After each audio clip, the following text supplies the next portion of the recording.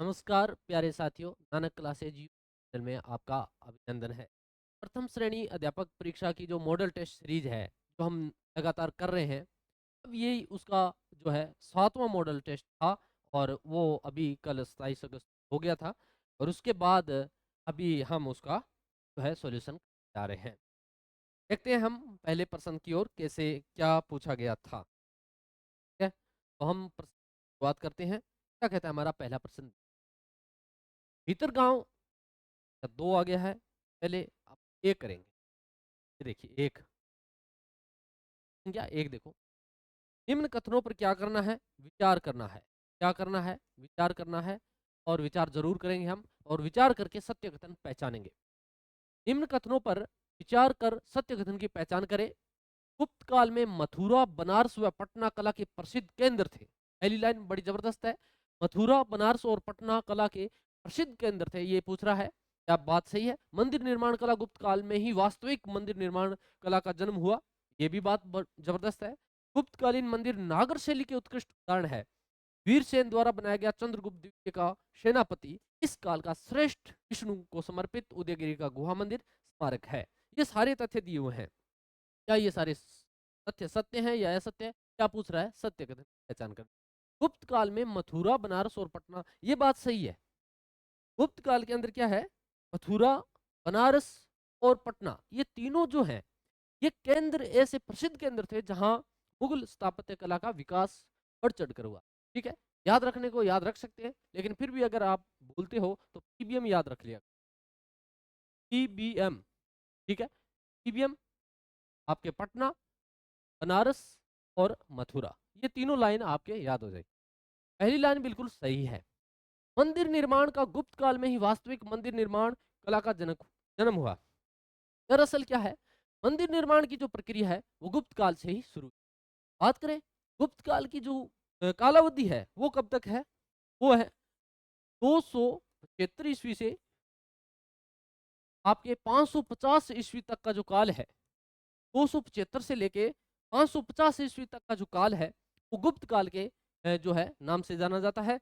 और इस काल के अंदर बहुत ही स्थापत्य कला जो है वो बढ़ चढ़ कर आई। इसलिए गुप्त स्थापत्य जो काल है इसको स्वर्ण युग कहा जाता है। क्या कहा जाता है? स्वर्ण युग। इसमें देखिए गुप्त साम्राज्य का जो संस्थापक था वो श्रीगुप्त था। क्या था? श्रीगुप्त था। पहले हम प्रश्न कर लेते हैं, फिर बाकी एक्स्ट्रा जानकारी करेंगे, क्योंकि कमेंट में कुछ साथी लिखते हैं सर पहले उत्तर बता दिया करो।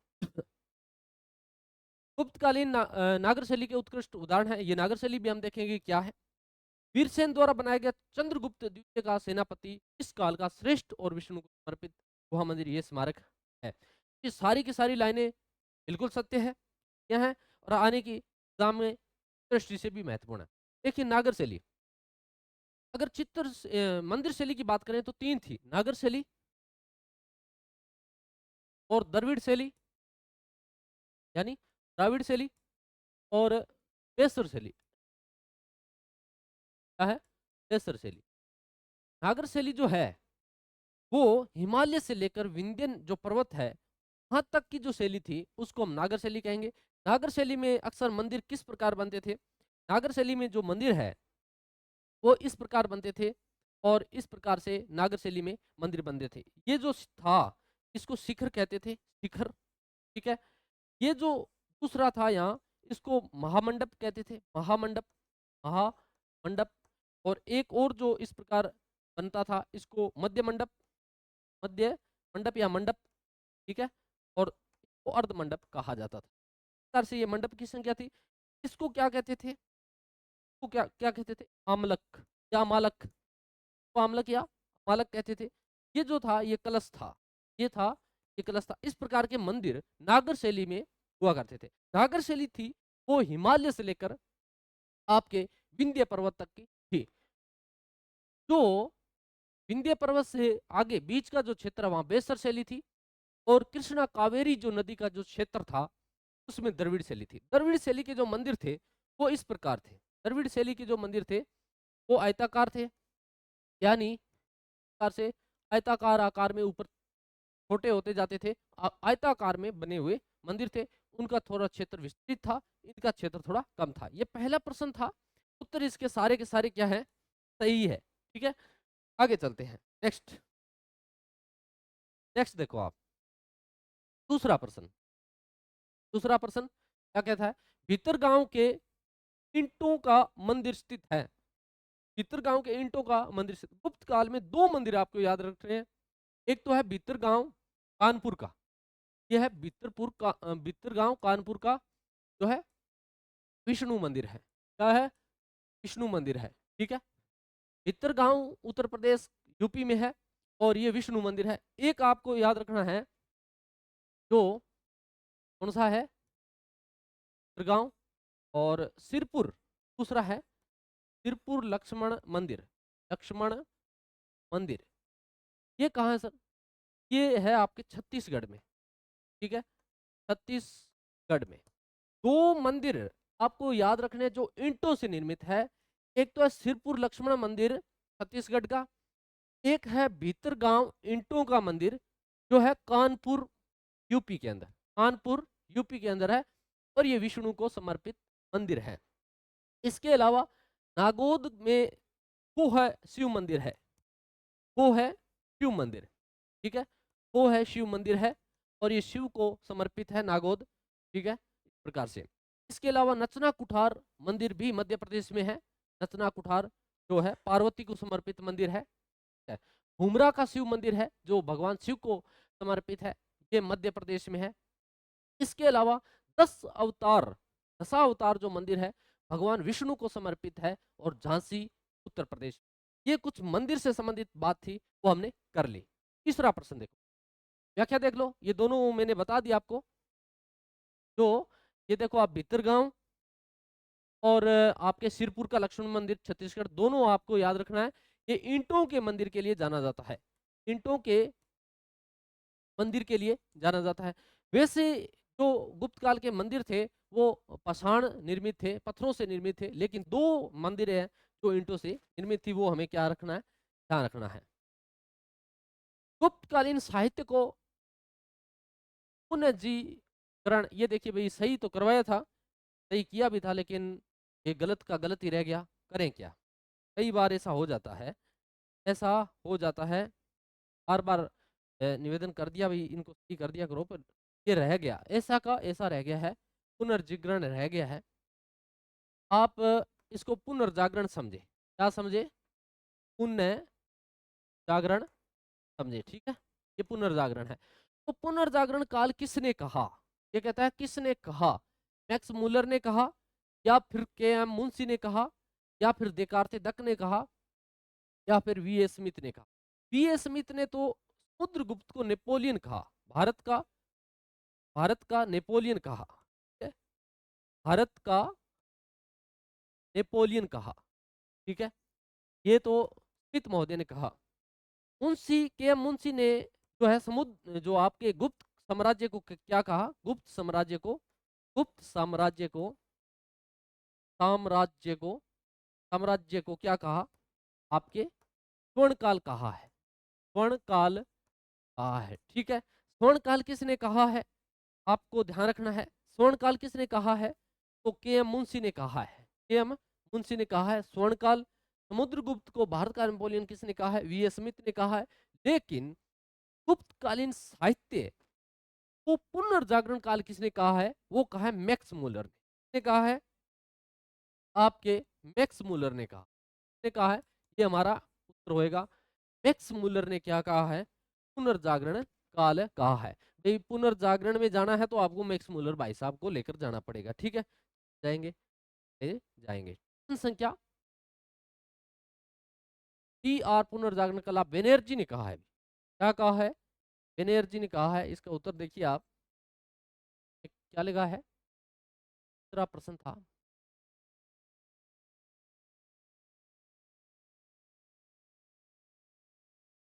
इसका उत्तर था चार पुनर्जागरण कला का बेनर्जी। चलो कोई बात नहीं, आपने इस पे प्रश्न संख्या 4 पर बात करते हैं एक बार इसको अलग से। प्रश्न 4, पर्सी ब्राउन ने किसे मुगल स्थापत्य कला का रत्न कहा। देखिए पर्सी ब्राउन ने मुगल स्थापत्य कला का रत्न कहा है, किसको कहा है। ठीक है, तुर्की सुल्तान का महल, या पंच महल, या बिरबल महल, या जामा मस्जिद। ठीक है, ये सारे जो आपके ऑप्शन में दिए हुए हैं, ये सारे कहाँ हैं? ये है फतेहपुर सीकरी में। कहाँ? फतेहपुर सीकरी जो शहर है, फतेहपुर जो सीकरी जो शहर है, इसकी स्थापना कब हुई? फतेहपुर जो सीकरी है, तो इसकी स्थापना कब हुई? 1569 में। ठीक है, अकबर ने, अकबर के जब बड़े पुत्र का जन्म जो होता है वो सलीम शाह चिश्ती के आशीर्वाद से हुआ था, इसलिए उन्होंने जो है फतेहपुर सीकरी को लगभग गोद सा ले लिया और वहां बहुत से भवनों का क्या करवाया? निर्माण करवाया। जामा मस्जिद भी वहां बनवाई गई है, बिरबल महल वहां बना हुआ है, पंच महल वहां बना हुआ है, तुर्की सुल्ताना का महल वहां बना हुआ है। तुर्की सुल्ताना का जो महल है वो खुदाई कार्य के लिए, खुदाई कार्य के लिए, कार्य के लिए, खुदाई कार्य के लिए क्या है? खुदाई कार्य के लिए जाना जाता है। और इस पे खुदाई कार्य का निकासी जो की गई है वो बहुत जबरदस्त है, उसके लिए आपके तुर्की सुल्ताना का महल है वो जाना जाता है। तुर्की सुल्ताना का जो महल को स्थापत्य कला का रत्न या मोती, रत्न या फिर मोती, पर्सी ब्राउन ने कहा है। पर्सी ब्राउन ने तुर्की सुल्ताना का जो महल है उसको रत्न या मोती कहा है। अब एक प्रश्न यहाँ ये उठता है, प्रश्न क्या उठता है? इसका उत्तर तो ये है, ये उठता है, इसका उत्तर तो ये है। दो बातें किसने क्या कहा है उसे समझिए। देखो, फतेहपुर सीकरी की अगर बात करें, फतेहपुर सीकरी को किसने क्या कहा? तीन बातें करेंगे हम। फतेहपुर सीकरी को पत्थर में, पत्थर में ढाला गया रोमांस, पत्थर में ढाला गया रोमांस, ये किसने कहा? ये कहा वी ए स्मिथ ने, वी ए स्मिथ ने। ठीक है, वी ए स्मिथ ने फतेहपुर सीकरी को क्या कह दिया? पत्थर में डाला गया रोमांस। एक तथ्य है। जामा मस्जिद के लिए, जामा जो मस्जिद है हमारी, ये जामा जो मस्जिद है, जामा जो मस्जिद है हमारी, जामा मस्जिद जो है, इसको क्या कहा? पत्थर में, पत्थर में रोमांस कथा या रोमांस कथा, ये किसने कहा? रोमांस कथा ये किसने कहा? ये कहा फर्ग्यूसन ने। किसने कहा? फर्ग्यूसन ने, फर्ग्यूसन ने। ठीक है, ये कहा फर्ग्यूसन ने और ये कहा वी ए स्मिथ ने। दो तथ्य हो चुके ना। फतेहपुर सीकरी को पत्थर में डाला गया रोमांस वी ए स्मिथ ने कहा है, फतेहपुर सीकरी को कहा है। जामा मस्जिद को पत्थर में रोमांस कथा, ये किसने कहा है? फर्ग्यूसन ने कहा। दो लाइनें हो चुकी है, आपको ये ध्यान में रखना। तुर्की सुल्ताना के महल को, तुर्की सुल्ताना के महल को, तुर्की सुल्ताना का जो महल है, ठीक है, इसको कहा है स्थापत्य कला का रत्न, स्थापत्य कला का रत्न या फिर मोती। रत्न या मोती ये किसने कहा है? ये कहा है भाई, ये किसने कहा है? पर्सी ब्राउन ने, जो लिखा पड़ा है जी। तीन बातें, तीन बातें हमने लिखी है। फतेहपुर सीकरी जो शहर है, फतेहपुर सीकरी जो शहर है, उसको पत्थर में डाला गया रोमांस किसने कहा है? वी एस स्मिथ ने कहा है। जामा मस्जिद पत्थर में रोमांस कथा फर्ग्यूसन ने कहा है। और जो पर्सी ब्राउन है और उसने तुर्काना महल को स्थापत्य कला का रत्न या मोती का। तीन बातें हमें याद रखनी है। चलते हैं हम नेक्स्ट प्रश्न आगे। देखो, पंचमहल, पंचमहल क्या है? देखिए, फतेहपुर सीकरी के अंदर क्या क्या बना हुआ है। सीधा प्रश्न कई बार एग्जामिनर पूछ लेता है कि फतेहपुर सीकरी में कौन सा है वो महल नहीं है। तो दीवाने आम बना है फतेहपुर सीकरी, दीवाने खास बना है, तुर्की सुल्ताना का महल फतेहपुर सीकरी में बना हुआ है, अबुल अबुल फजल का महल जो है फतेहपुर सीकरी में बना हुआ है, जामा मस्जिद फतेहपुर सीकरी में बनी हुई है, शेख सलीम चिश्ती की जो दरगाह है वो आपके जामा मस्जिद में बनी हुई है। इसके अलावा मरियम का महल ये भी बना हुआ है, जोधाबाई का महल ये भी वहाँ बना हुआ है। और इसके अलावा बिरबल का महल भी आपके फतेहपुर सीकरी में बना हुआ है। और इसके साथ साथ पंचमहल भी वहाँ बना हुआ है। तो पंचमहल है उसके एक ही प्रश्न है, पंचमहल को किस नाम से जाना जाता है, किस विशेषता के कारण पंचमहल को जाना जाता है फतेहपुर सीकरी में? ये बौद्ध शैली का है। किस शैली का है? ये बौद्ध शैली का बना हुआ है, इसलिए इसको जाना जाता है। तो इसका उत्तर है वो बौद्ध शैली रहने वाला है। ठीक है, हमने जो बात की कि कौन कौन से बने हुए हैं, एक बार पुनः देख लो। दीवाने आम बना हुआ है, दीवाने खास बना हुआ है, तुर्की सुल्ताना का महल बना हुआ है, अबुल फजल का महल बना हुआ है, जामा मस्जिद फतेहपुर सीकरी में बनी हुई है, शेख सलीम चिश्ती की दरगाह फतेहपुर सीकरी में बनी हुई है, जोधाबाई का महल फतेहपुर सीकरी में बना हुआ है, मरियम का महल फतेहपुर सीकरी में बना हुआ है, बिरबल का महल जो है वो फतेहपुर सीकरी में बना हुआ है, और जामा मस्जिद फतेहपुर सीकरी में बनी हुई है, और इसके साथ साथ पंचमहल भी फतेहपुर सीकरी में बना हुआ है। और फतेहपुर सीकरी जो है उस एक पहाड़ी पर एक बसाया हुआ शहर है, और जो उसका निर्माण है 1569 ईस्वी में अकबर ने करवाया था। आगे देखो, प्रश्न संख्या 6। 1857 के मेरठ विद्रोह के बारे में ऐसा किसने कहा? कैसा किसने कहा? किसने कहा? देखो किसने, ऐसा किसने कहा कि मेरठ विद्रोह है गर्मी की आंधी की भांति अचानक एवं अल्पकालीन था।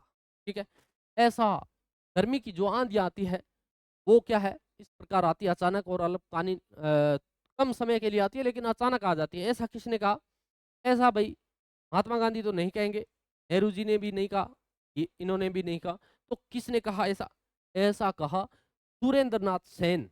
ठीक है, इन्होंने आपको बताया कि आंधी के समान ये अचानक है और अल्पकालीन है। ठीक है सर। नाना साहिब के बारे में देखो, नाना साहिब हैं के बारे में आप देखो, प्रश्न देखो, नाना साहिब का कमांडर चीफ कौन था? कौन था? आप बताओ कमांडर चीफ कौन था? अजीमुल्लाह, बिरजिश कादरी, तात्या टोपे, या फिर कोई नहीं? तात्या टोपे की अगर बारे हम बात करें तो तात्या टोपे राजस्थान में 2 बार आए थे। ठीक है, राजस्थान में 2 बार आए। इसके अलावा ये जो है कानपुर में 4 जून 1857 को जो क्रांति होती है उसमें इन्होंने जो धुंधुपंत नाना साहेब है उनकी सहायता की थी, उनकी मदद की थी। इसके अलावा 4 जून 1857 को जो आपके झांसी जो है उत्तर प्रदेश में जो क्रांति हुई थी उसमें इन्होंने झांसी की रानी की भी सहायता की थी। तो इसका जो उत्तर है वो आपके तात्या टोपे है। नाना साहब के कमांडर इन चीफ कौन थे? तात्या टोपे थे, 2 बार राजस्थान आए थे। आगे देखो, कौन सही सुमेलित नहीं है? ये क्या पूछ रहा है भाई, कौन सुमेलित नहीं है? त्याग प्रशस्ति रवि कीर्ति, किरार्त अर्जुनियम भारवी, 10 कुमार चरित दंडिन, और मिर्च कट्टिकम शूद्रक रचना से संबंधित है, और इसमें से पूछ रहा है कौन सही नहीं है। मिर्च कट्टिकम की बात करें तो इसका अर्थ होता है मिट्टी की खिलौना गाड़ी, मिट्टी की खिलौना गाड़ी, ये इसका अर्थ है भाई। और ये रचना शूद्रक की है, ये रचना क्या है? शूद्रक की है, ये सही है। 10 कुमार चरित्र दंडी की है, बिल्कुल सही है, आपको याद रखनी है। किरार्त अर्जुनियम भारवी की रचना है, बिल्कुल सही है। और ये जो है आपके महाभारत, महाभारत के पर्व पर आधारित है, महाभारत के पर्व पर आधारित है। और इसके जो है ना वो 18 सर्ग है। कितने? 18 सर्ग है। किरार्त अर्जुनियम में आपसे पूछ रहे कितने सर्ग हैं, तो 18 सर्ग है, और ये भारवी की रचना है, और जो इसके सर्ग 18 हैं, ये दोनों सही है। प्रयाग प्रशस्ति रवि कीर्ति की नहीं है। ठीक है, तो प्रयाग प्रशस्ति किसकी है? ये हरिशेन की है। की है, हरिशेन की है, हरिशेन की है। और ये समुद्रगुप्त के क्या है? दरबारी कवि थे। समुद्रगुप्त के क्या थे? दरबारी कवि थे। और समुद्रगुप्त को है वी.ए. स्मिथ ने भारत का नेपोलियन कहा है, और सबसे महान शासक समुद्रगुप्त था। समुद्रगुप्त की बात करें तो समुद्रगुप्त का जो शासनकाल है वो 350 से लेकर 373 ईस्वी का था। ठीक है, इसका उत्तर क्या है? 1 नंबर। असंगत का चयन करें, क्या करें? असंगत को हटा दे भाई। असंगत कौन सा? पुस्तक और लेखक के बारे में असंगत जो है उसको आप हटाएं। काव्यदर्श दंडिन का है, बिल्कुल सही है। पंचतंत्र विष्णु शर्मा का, और चंद्र व्याकरण चंद्र गोमिन की, और मिर्च कट्टिकम कामदक। अभी पिछली प्रश्न में आया है मिर्च कट्टिकम का अर्थ क्या होता है?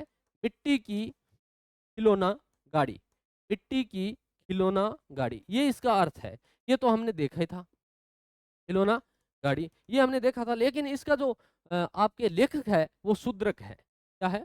शुद्रक है, कामदक नहीं है। कामदक की जो रचना है वो है नीतिसार। क्या है? नीतिसार। क्या है? नीतिसार। ये है कामदक की रचना, नीतिसार वो कामदक की है। चंद्र गोमिन का चंद्र व्याकरण सही है। पंचतंत्र विष्णु शर्मा का है और ये 5 भागों में है। कितने? 5 भागों में है। और इसके जो 5 भाग है उसकी बात करें तो जो 5 भाग हैं वो कौन कौन से हैं उसके बारे में थोड़ा सा बात कर लेते हैं। 5 भाग कौन से हैं? तो इसका जो है, एक तो आपके मित्र जो है भेद है, पहला मित्र भेद, और फिर मित्र लाभ, मित्र लाभ, मित्र लाभ है।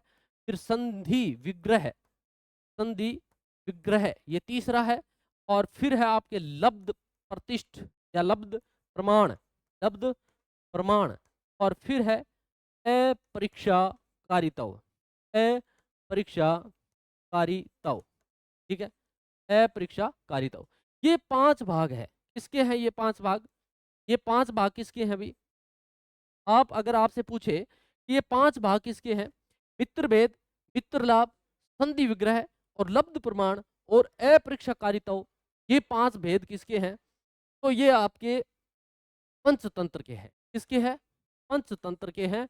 और ये पंचतंत्र जो है ना, ये बहुत ही प्रसिद्ध, इसको जो बाइबल के बाद दूसरा महत्वपूर्ण ग्रंथ मानते हैं, बाइबल के बाद इसको दूसरा महत्वपूर्ण ग्रंथ मानते हैं।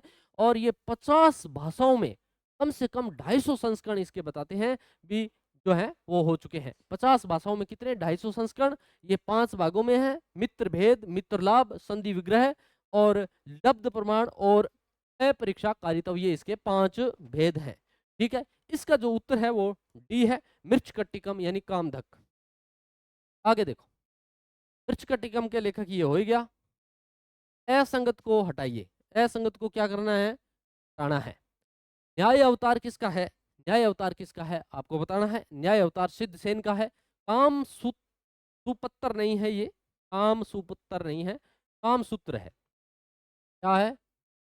तो पै को हटा दो भैया, पै को हटा दो, मात्र पै को हटाना है और ये क्या हो जाएगा आपका? काम सूत्र हो जाएगा। न्याय अवतार सिद्धसेन का है। कामसूत्र वात्सायन का है। हितोपदेश नारायण पंडित। मुद्रा राक्षस जो रचना है वो किसकी है? ईश्वरदास, ईश्वर कृष्ण की है क्या? नहीं, ईश्वर कृष्ण की रचना नहीं है। मुद्रा राक्षस जो है वो विशाख दत्त की है, विशाख दत्त की है। ठीक है, ये हमें साहित्य से संबंधित, रचनाओं से संबंधित कुछ प्रश्न है गुप्त साम्राज्य के। गुप्त साम्राज्य का जो काल है वो आपके जो है वो 275 ईस्वी से 550 ईस्वी तक का जो काल है वो गुप्त साम्राज्य के अंतर्गत आता है। और उस काल के अंतर्गत जो रचनाएं, जो साहित्य, जो आपके निर्माण, जो मंदिर निर्माण, ये सारी बातें की गई है। स्थापत्य से संबंधित जो है वो हमारे सिलेबस के अंदर दिया हुआ है। और इसको जो है स्थापत्य कला का स्वर्ण युग कहा जाता है। गुप्त साम्राज्य को किसने कहा? वी.एस. स्मिथ ने। ठीक है, सारी बातें हो चुकी है। तो फिर ईश्वरदास का जो रचना है, ईश्वरदास की कौन सी रचना है? वो है सांख्यकारिका। क्या नाम था? ईश्वरदास की जो ईश्वर कृष्ण की पुस्तक थी वो है सांख्यकारिका। और जो है विशाख दत्त का मुद्रा राक्षस। ठीक है, आगे चलते। निम्न में से मत्स्य संघ उपराज प्रमुख किसे नियुक्त किया गया? ये हमारे एकीकरण से संबंधित है। 17 मार्च जो है 1948 की जो घटना है, घटना तो क्या है, एक मीटिंग है 17 मार्च जो है 1948 से चलता है काम। और जो है एकीकरण होता है। इस समय 3 ठिकाने, 19 रियासतें, एक केंद्र शासित प्रदेश था जो है नीमराणा, जो है लावा और कुशलगढ़, ये 3 ठिकाने थे। कुशलगढ़, लावा, नीमराणा 3 ठिकाने थे। और जो है अजमेर है वो एक केंद्र शासित प्रदेश था, 19 रियासतें थी। और अलवर, भरतपुर, ये सभी आप जानते हैं अच्छी तरीके से। अलवर, भरतपुर, धौलपुर और करौली, ये चारों जो है वो इनको मिलाकर मत्स्य संघ का निर्माण किया गया। और मत्स्य संघ के जो है प्रधानमंत्री, पीएम प्रधानमंत्री है वो शोभाराम कुमावत को बनाया गया। शोभाराम कुमावत को बनाया गया। ठीक है, शोभाराम कुमावत को क्या बनाया गया? प्रधानमंत्री बनाया गया है। और जो राज प्रमुख है, राज प्रमुख है वो आपको किसको बनाया गया? धौलपुर के उदयभान सिंह को। धौलपुर के उदयभान सिंह को राज प्रमुख बनाया गया है। शोभाराम को तो प्रधानमंत्री बनाया गया था, पीएम बनाया गया था। इनका संबंध अलवर से था। इनका संबंध अलवर से था और उदयभान सिंह इनका संबंध धौलपुर से था। इनका संबंध धौलपुर से था और इनको क्या बनाया गया? इनको राज प्रमुख बनाया गया। राज प्रमुख बनाया गया। ठीक है, उदयभान सिंह को राज प्रमुख बनाया गया, शोभाराम को प्रधानमंत्री बनाया गया और ये इस प्रकार से हुआ। ये क्या पूछ रहा है? उपराज प्रमुख किसको बनाया गया? उपराज प्रमुख किसको बनाया गया? ये पूछ रहा है भाई, उपराज प्रमुख किसको बनाया गया? ठीक है, उपराज प्रमुख किसको बनाया गया? किसको बनाया गया उपराज प्रमुख? बताओ भाई आप, उपराज प्रमुख किसको बनाया गया? गणेश पाल को उपराज प्रमुख बनाया गया। ऑप्शन में क्या है? ऑप्शन में क्या है? ऑप्शन में है नहीं। ऑप्शन में वो ऑप्शन ही नहीं है, तभी तो मैं इस पे बार थोड़े से मिसप्रिंट से हुए हैं, पता नहीं कैसे। यहाँ आप राज प्रमुख कर लो। क्या कर लो? राज प्रमुख कर लो। क्या राज प्रमुख किसको बनाया गया? तो वो है आपके उदयभान सिंह। ठीक है, और उप राज प्रमुख है वो करौली के गणेश पाल थे। गणेश पाल थे। ठीक है, करौली के वो क्या थे? उपराज प्रमुख। उपराज उपराज प्रमुख गणेश पाल करौली वाले थे। राज प्रमुख है वो उदयभान सिंह थे। ठीक है, ये था। आगे चलते हैं। मत्स्य संघ के प्रशासन को चलाने के लिए गठित मंत्रिमंडल में निम्न में से कौन शामिल नहीं था? ये देखो, ये जबरदस्त प्रश्न है। मत्स्य संघ को चलाने के लिए शोभाराम जो कुमावत है उनको प्रधानमंत्री बना दिया गया। उसके बाद इसको चलाने के लिए एक कमेटी गठित की गई और उस प्रशासन को चलाने के लिए जो गठित मंत्रिमंडल है उसमें कौन शामिल नहीं था? मास्टर भोलानाथ, चिरंजी लाल और मंगल सिंह और रमेश कुमार। ठीक है, कौन थे आप बताओ? जो मास्टर भोलानाथ है ये तो अलवर के थे। कहाँ के थे? अलवर के थे। चिरंजी लाल शर्मा जो है, मंगल सिंह है, रमेश कुमार, इसके अलावा इनके साथ में किशोर जुगल किशोर चतुर्वेदी भी थे, भरतपुर के थे। जुगल किशोर चतुर्वेदी चतुर्वेदी भी इनके साथ थे। जुगल किशोर चतुर्वेदी भी इनके साथ थे। भोलानाथ भी थे, चिरंजी लाल शर्मा भी थे और डॉक्टर मंगल सिंह भी थे और गोपीलाल भी थे। गोपीलाल भी थे। गोपीलाल भी थे और चिरंजी लाल भी थे और गोपीलाल भी थे, जुगल किशोर भी थे और मास्टर भोलानाथ भी थे। तो कौन नहीं थे? रमेश कुमार नहीं थे। जो है रमेश कुमार इसमें नहीं थे। क्या नहीं थे? रमेश कुमार इसमें नहीं थे। आगे देखो, मत्स्य संघ के मंत्रिमंडल में निम्न में से कौन सम्मिलित नहीं था? वही प्रश्न दोबारा आ गया, दोबारा पूछ लिया। जुगल किशोर चतुर्वेदी है, चिरंजी लाल शर्मा अभी बात की, भोलानाथ है, प्रेम सागर ये मथुर है, ये नहीं थे। ये जो है प्रेम नारायण माथुर है, ये इसमें नहीं थे। जो मंत्रिमंडल बनाया गया अलवर प्रजामंडल अलवर जो मत्स्य संघ के जो है उसके लिए शोभाराम कुमावत के मंत्रिमंडल में। सर वी कृष्णामाचारी किस राज्य के दीवान थे? किसके थे आप बताओ? किसके दीवान थे? ठीक है, बताओ इसको, किसके दीवान थे आप?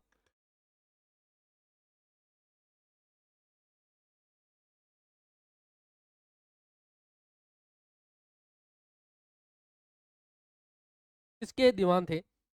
तो जो है मेवाड़ के, जोधपुर के, जयपुर के या फिर जैसलमेर के। ठीक है, ये थे आपके किसके दीवान थे? जयपुर के।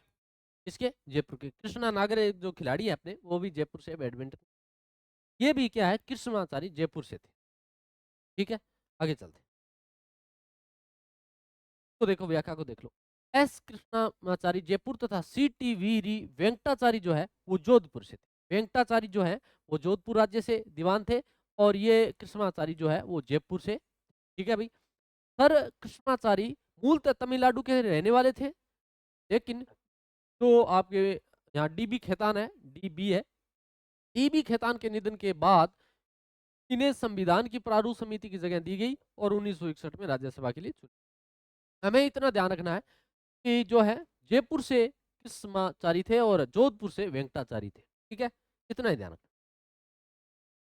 अब देखो क्या है, राजस्थान के एकीकरण में राजधानी के मुद्दे को हल करने हेतु एक कमेटी का गठन किया गया जिसके अध्यक्ष कौन थे? एक कमेटी, अब क्या था भाई, कौन सी कमेटी बनाएगी? अब समस्या ये आ गई कि राजधानी किसको बनाया जाए। जयपुर और जोधपुर के अंदर विवाद हो गया।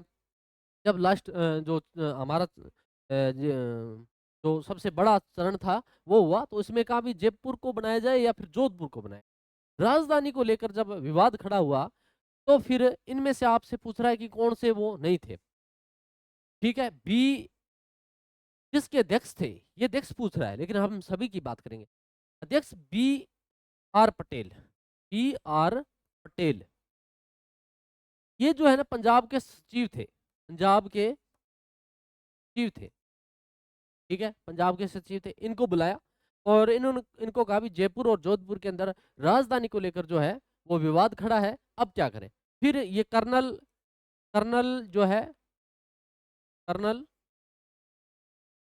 एच सी पुरी थे, एच सी पुरी और एच पी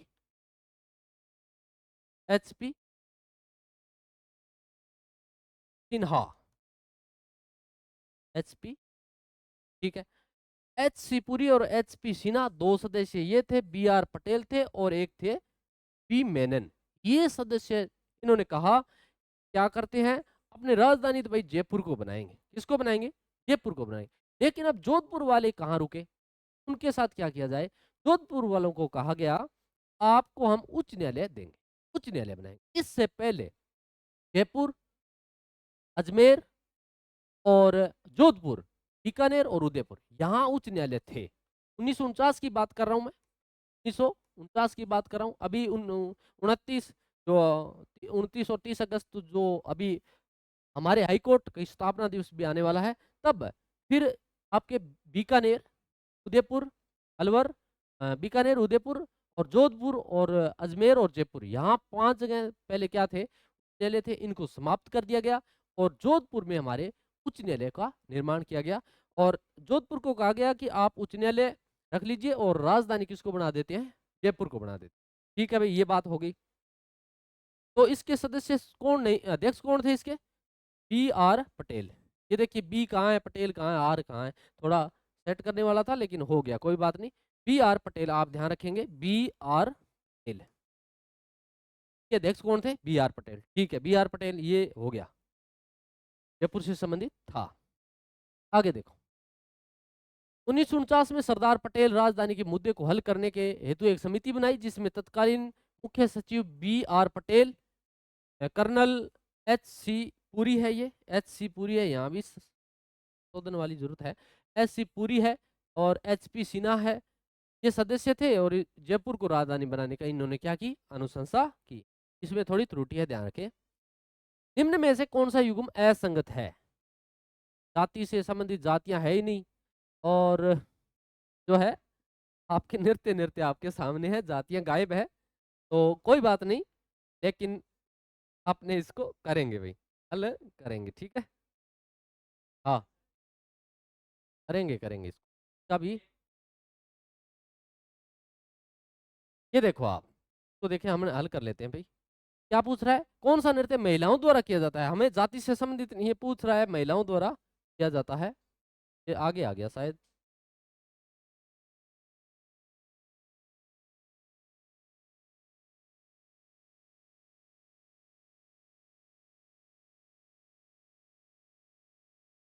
बोला ना, यही था।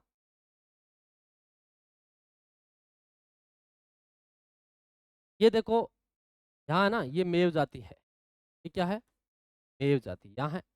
मांदल जो नृत्य किया जाता है वो ग्रासिया, ये ग्रासिया, ठीक, ये ग्रासिया है। ठीक है भाई, और गैर नृत्य भील दिया हुआ है, शिकारी नृत्य है, ये है जो है मीणा, शिकारी। यही हमारा उत्तर है, असुगम पूछ रहा है ना, शिकारी मीणा द्वारा नहीं है, जबकि इसके कौन से हैं, आप बताओ कौन से है अभी, मीणा नहीं है, जबकि यहाँ क्या है, कंजर जाति का है, ये क्या है, कंजर जाति का है। ठीक है, ये हो गया, यही पूछ रहा है ये। थोड़ा सा प्रश्न इधर उधर होने से अपना थोड़ा जो बैलेंस है वही हो गया। रतवई नृत्य कहाँ है, मेव का है। मांदल नृत्य है, ग्रासिया का है। गेर नृत्य भीलों द्वारा किया जाता है होली पर। होली पर किया जाता है ये। शिकारी नृत्य है, कंजर का है, ठीक है। अब देखो आप, ये प्रश्न देखो, विभिन्न नृत्यों के बारे में निम्नलिखित कथनों पर विचार करें। निम्नलिखित में से कौन सा कथन असत्य है? क्या पूछा है? असत्य पूछ, क्या पूछ रहा है? असत्य। गिद्ध नृत्य शेखावटी से संबंधित है क्या? है, बिल्कुल सही है। कच्छी घोड़ी नृत्य में लकड़ी के घोड़ों का प्रयोग किया जाता है, बिल्कुल ये सही है। और ये क्या है? पुरुषों द्वारा किया जाता है, ये विवाह नृत्य है। कैसा नृत्य है? ये एक वैवाहिक नृत्य है, ये एक वैवाहिक नृत्य है। राई और बुढ़िया कालबेलिया नृत्य के मुख्य है क्या? नहीं सर, कालबेलिया के नहीं है। ये क्या है? ये कालबेलिया के नहीं है, ये कालबेलिया के नहीं है। तो किसके हैं? आप बताओ किसके हैं? कालबेलिया के नहीं है, ठीक है। तेरह ताली नृत्य कामड़ जाति की महिलाओं द्वारा बैठ कर किया जाता है। तेरह ताली कामड़ जाति के द्वारा किया जाता है, ठीक है। तो इसको राई नृत्य ही कहते हैं। तो क्या कहते हैं? राई नृत्य या गवरी, ठीक है। इसको राई या गवरी कहते हैं। देखो गवरी, ये भगवान शिव और पार्वती का जो है को समर्पित नृत्य है। और इसमें जो भगवान शिव है, इनको पूरिया कहा जाता है। क्या कहा जाता है? पूरिया कहा, ठीक है। आपसे पूछ ले, पूरिया, राई, बुढ़िया, ये किसके पात्र हैं? ये राई या गौरी के हैं। ये और ये रक्षाबंधन के बाद लगभग 40 दिनों तक खेला जाता है, ठीक है। 40 दिनों तक खेला जाता है। तो हमारा उत्तर जो था वो यही था, जो है वो सी है, ठीक है। उत्तर क्या है? सी है। अब देखो, निम्नलिखित में कौन सा नृत्य महिलाओं द्वारा किया जाता है? ये देखो, महिलाओं द्वारा। ये गैर नृत्य, ये तो भील जाति का है, पुरुषों द्वारा किया जाता है। कच्छी घोड़ी शेखावाटी क्षेत्र का है, और ये पुरुषों द्वारा किया जाता है, ठीक है। चंग नृत्य, ये भी शेखावाटी का है। 4-5 व्यक्ति एक साथ मिलकर चंग बजाते हैं, और जो है होली के धमाल सुनाते हैं, चंग बजाते हैं। सरी जो नृत्य है, सरी जो नृत्य है, ये महिलाओं का नृत्य है। सरी नृत्य महिलाओं का नृत्य। सरी क्या होती है? सरी देखिए, एक पीतल के कलश होते हैं, और सर पर 5 से 7 कलश रखकर उसमें है जो क्या है, कांकड़े जलाकर यानी रुई या कपास जलाकर महिलाएं नृत्य करती है। मांगलिक अवसरों पर किए जाते हैं। हल्कूबाई का नाम आपने सुना होगा, प्रसिद्ध नृत्यांगनी है इसकी, सरी नृत्य की। इसके अलावा मोहन सिंह गौड़ और सुनीता रावत भी प्रसिद्ध कलाकार है। आगे चलते हैं। कच्छी घोड़ी व चंग नृत्य पुरुष प्रधान है। सरी नृत्य मुख्यतः महिला कलाकारों द्वारा किया जाता है। बांसवाड़ा, बांसवाड़ा का जो क्षेत्र है, कौन सा लोक नृत्य विवाह के अवसर पर किया जाता है? सामूहिक नृत्य भी, कई मिलकर करते हैं सामूहिक। आली नोच जो नृत्य है, ये कहाँ किया जाता है? ये बाद में बताएंगे। व्यंजन जो नृत्य है, ये कहाँ किया जाता है? ये दीपावली के अवसर पर किया जाता है। व्यंजन जो है वो दीपावली के अवसर पर किया जाता है, और डूंगरपुर बांसवाड़ा में किया जाता है। डूंगरपुर और बांसवाड़ा, ठीक है। तो आपको याद रखना है, व्यंजन दीपावली के अवसर पर, डूंगरपुर बांसवाड़ा। नाहर नृत्य जो है, नाहर जो नृत्य है वो मांडलगढ़ भीलवाड़ा में किया जाता है। मांडलगढ़ भीलवाड़ा में किया जाता है। 4-5 व्यक्ति है, वो क्या है, नाहर का रूप धारण करके मनाते हैं। ऐसा कहा जाता है कि शाहजहां जब मेवाड़ से दिल्ली जा रहे थे, तब मांडल एक तालाब पर रुके थे, के कारण रुके होंगे घोड़ों को पानी वानी पिलाने के लिए, तब ये नृत्य वहां किया था। और तब से 400 वर्षों तक अभी भी ये वैसे ही चलता आ रहा है। मयूर जो नृत्य है, मयूर जो नृत्य है वो ब्यावर का है। कहाँ का है? मयूर नृत्य है वो ब्यावर का नृत्य है। और इसको कौन सा नृत्य कहते हैं? मयूर नृत्य ब्यावर का है।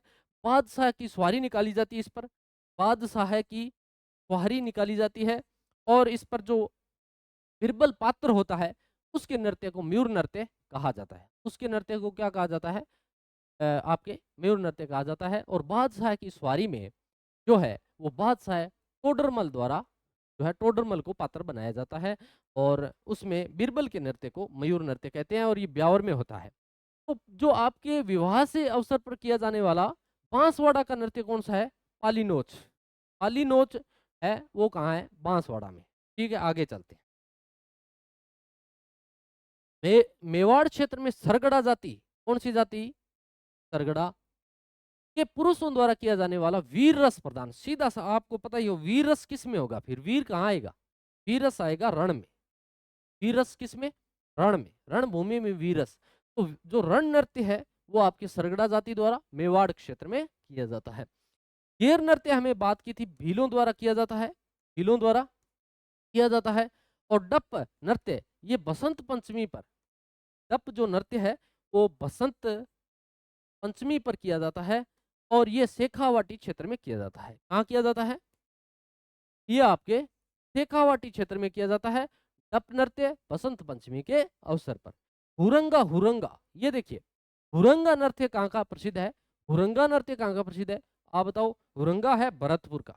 हाँ, भरतपुर का हुरंगा नृत्य है, वो काफी प्रसिद्ध है। हुरंगा, हुरंगा। ठीक है, आगे चलते हैं। देवी मुंशी प्रसाद ने किसको राजस्थान का अबुल फजल की संज्ञा दी है?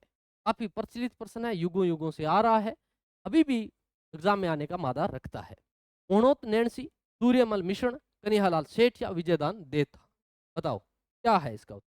ठीक है, तो इसका जो उत्तर रहने वाला है वो बाद में करेंगे। सूर्यमल मिश्रण है, इनका जन्म है वो 1815 बूंदी में हुआ था। कहाँ हुआ था? बूंदी में हुआ था। कन्हैयालाल सेठिया का जन्म 1919 सुजानगढ़ चूरू में हुआ था। सुजानगढ़ चूरू में हुआ था। हालांकि इनके जन्म से संबंधित प्रश्न नहीं बनता, लेकिन फिर भी हमें थोड़ा पता हो। सूर्यमल मिश्रण की रचना की बात करें, वंश भास्कर, वंश भास्कर और वीर सतसई, वंश भास्कर और वीर सतसई जो रचना है, वीर सतसई जो रचना है वो किसकी है? आपके इनकी है, सूर्यमल मिश्रण की है। और कन्हैयालाल सेठिया की अगर बात करें तो इनके जो मींजर है, पाथल और पीथल है, और जमीन रो धनी कुण, इस प्रकार की जो रचनाएं हैं वो कन्हैयालाल सेठिया की है।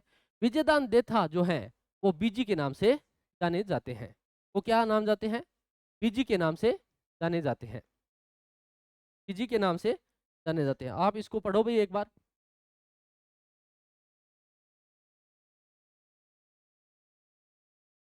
सूर्यमल मिश्रण की बात चल रही थी, 1815 में इनका जन्म हुआ, 1919 सुजानगढ़ में हुआ। ये भी मुंशी प्रसाद है, ये मुंशी प्रसाद है।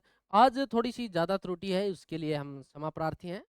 हालांकि आप अगर ग्रेड फर्स्ट या सेकंड की तैयारी कर रहे हैं तो हम उम्मीद करते हैं कि ऐसी छोटी मोटी गलतियों को आप जो है नजरअंदाज करते हैं। बिल्कुल आपको ये तो फेमस सा प्रश्न है।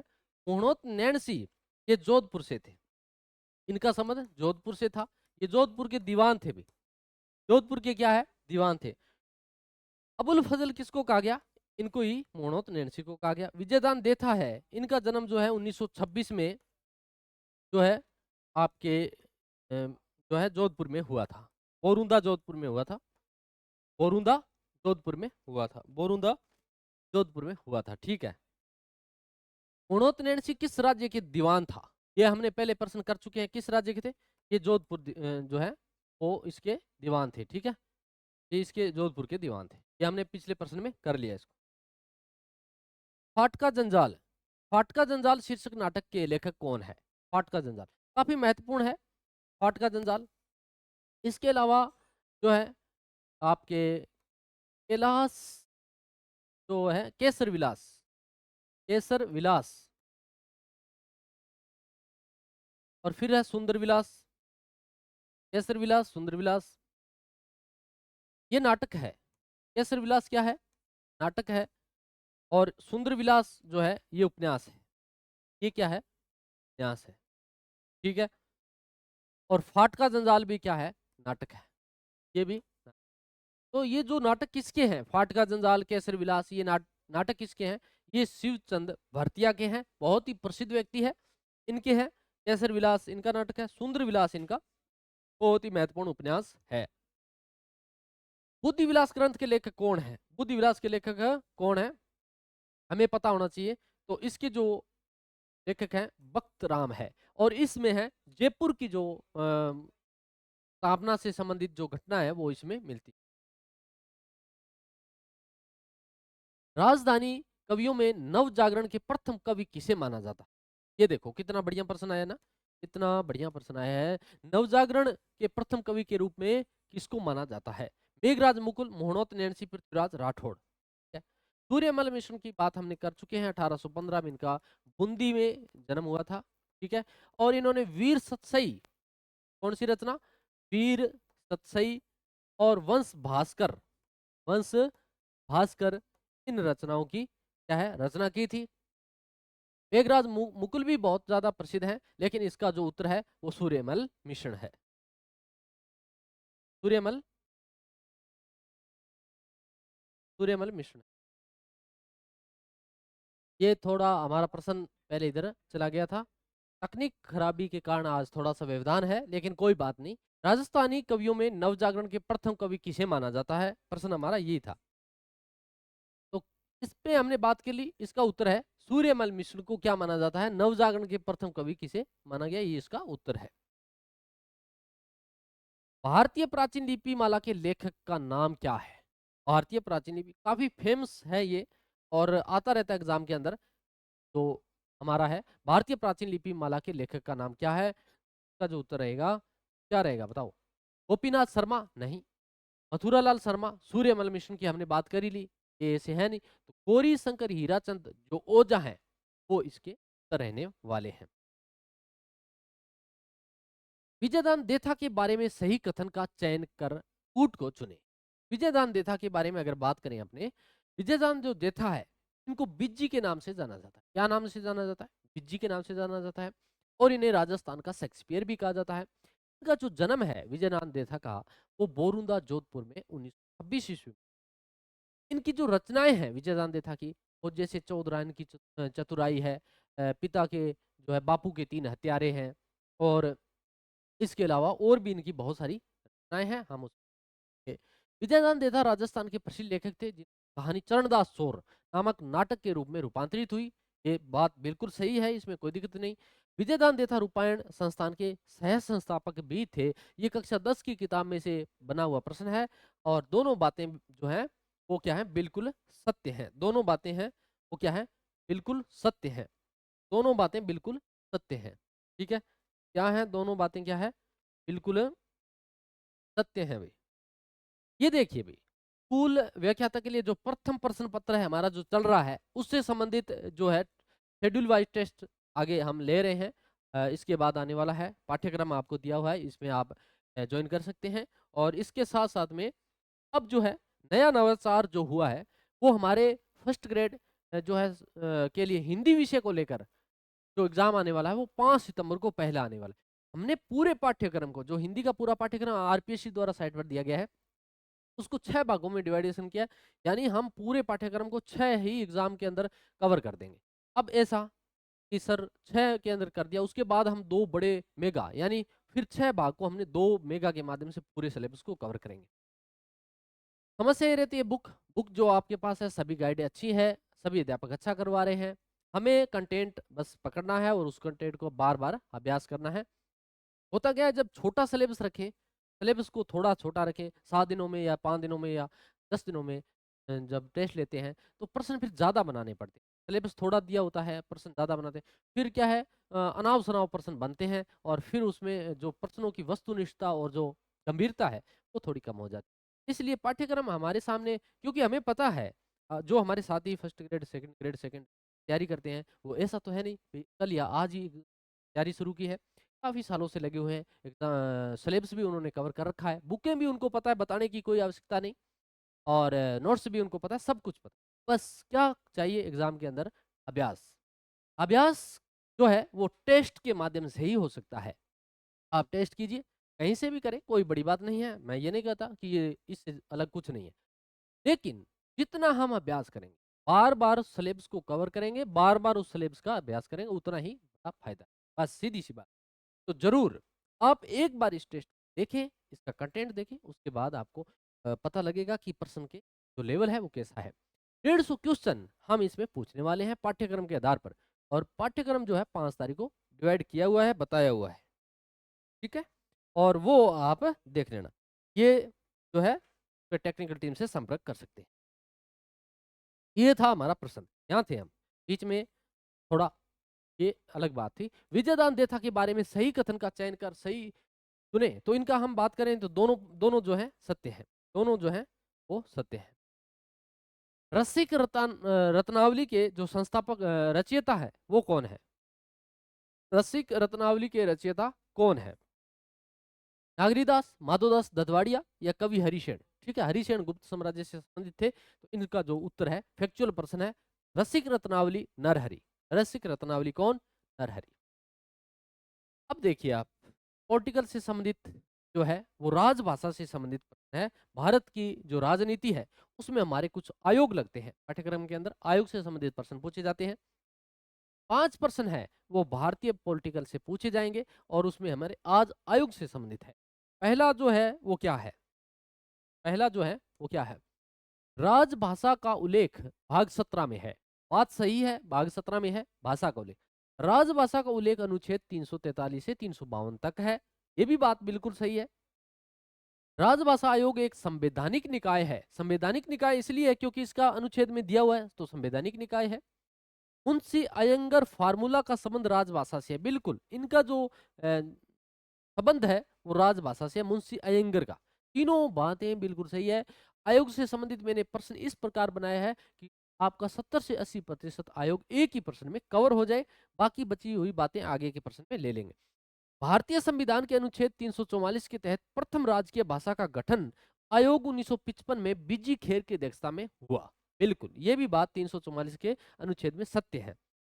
तो ये जो है कुछ भी कहना उचित नहीं, ऐसा कोई नहीं है। सभी कथन असत्य है ऐसा भी नहीं है, केवल कथन दो सत्य है ऐसा भी नहीं है। सभी कथन है वो बिल्कुल बिल्कुल सही है। ठीक है, बढ़िया प्रश्न था, लेवल का है। संविधान के भाग 17 अनुच्छेद 343 से 51 में राजभाषा का प्रावधान है। 14 सितंबर 1949 को हिंदी को राजभाषा का दर्जा दिया गया। यह बात आप अच्छी तरीके से जानते हैं और हिंदी दिवस के रूप में भी मनाया जाता है। ये देखो, निम्नलिखित में से कौन सा अनुच्छेद भारत के राष्ट्रपति द्वारा वित्त आयोग नियुक्ति से संबंधित है? किससे संबंधित है? वित्त आयोग से संबंधित है। वित्त आयोग की नियुक्ति से संबंधित है। ठीक है, अनुच्छेद 200 है, ये तो राज्यपाल से संबंधित है। इसमें जो कोई भी विधेयक है इसको राज्यपाल है वो राष्ट्रपति के लिए सुरक्षित रख सकता है। ठीक है, और अनुच्छेद 280 है, ये जो है ये वित्त आयोग से संबंधित है। किससे संबंधित है? वित्त आयोग से संबंधित। अनुच्छेद 370 जे के एंड कश्मीर से आप संबंधित है, अभी जो है हुआ था 2019 में। ये भाई थोड़ी सी टेक्निकल समस्या ज्यादा आ रही है, उसके लिए हम आपसे क्षमा प्रार्थी हैं। प्रश्न 30 हुए हैं, 31वां प्रश्न फिर से गायब है। थोड़ा हम इसको देखते हैं। ठीक है?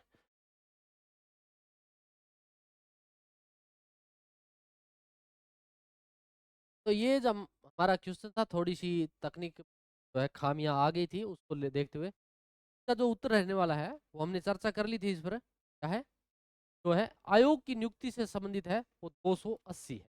ये जे एंड ए से।